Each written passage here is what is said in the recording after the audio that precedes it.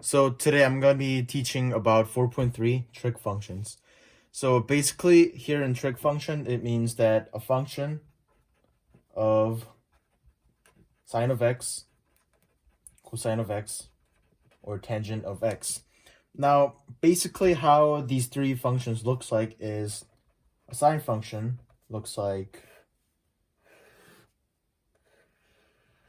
something like this, where this is 0, comma 0, and this is 2 pi.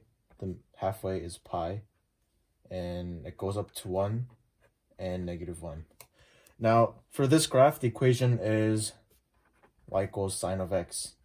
Now, from here, you can modify a few different variables. So let's say, for example, the equation has a component and b components and c components. Now, if you change a, the amplitude of the graph is going to change. Now, the amplitude of the graph means the distance from the x-axis to the tallest or the lowest point of the graph. So in this case, the amplitude would be 1. And the b value right here is going to change the period, which means that the value of x that takes for the graph to repeat itself. So in this case, when the equation is y equals sine of x, the period would be 2 pi. Now, for example, let's say in this equation, b is equal to 1/2. To get the period, you have to divide 2 pi by v. By b. Now, if the b is 1/2, it means 2 pi over 1/2, which is equal to 4 pi. Now, the c value is simply used for translation of the graph up and down. So, for example, if the c is +1, the graph on the top would move.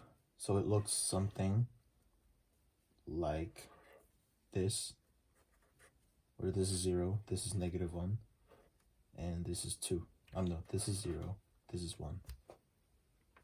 Okay, now moving on to cosine graph. It is slightly different from sine graph. So cosine graph, it is different because when the x is 0, the cosine actually starts at its maximum point instead of 0. So cosine graph would look something like this, where once again this is 2 pi, the lowest point would be pi, and it goes up to 1 and to -1. Now, same as how I mentioned about amplitude, period, and other translations. For example, if in the equation, let's say a value becomes 3. So the equation would then become 3 cosine x. And then the graph now is going to look like, the overall shape is going to be pretty similar, but the difference is that the highest and lowest point is going to become 3 and -3, because this means that amplitude equals 3, meaning that the distance from 0 to the maximum point is 3, and same, 0 to the lowest point is 3. Now moving on to tangent graph. Now the tangent graph looks something like this, where there's an asymptote on pi/2 and -pi/2, and then the graph basically repeats every period of pi. Now this would be 3 pi/2 for the asymptote. Now for tangent graph, of course you can also change the graph by changing variables. So let's say again there's tangent, a tangent of b of x. Now if you change the a value, this essentially changes like the steepness of the graph. So in this one, and if the a is like 1 here, the point here and here is going to be 1, 1, and this is going to be pi/4, 1. This is going to be -pi/4, -1.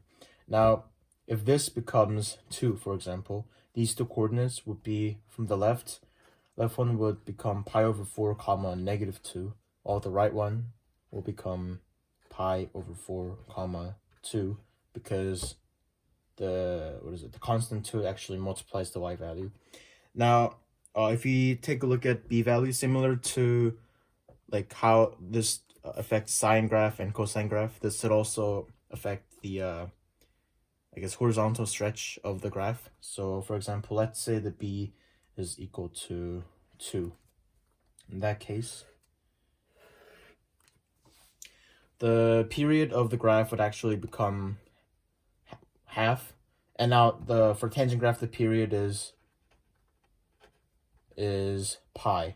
So if it becomes half, then the total period is gonna become pi over 2, meaning that the overall graph again is gonna be in the same shape, but the asymptote is now gonna be pi over 4 and negative pi over 4 instead of pi over 2 or negative pi over 2.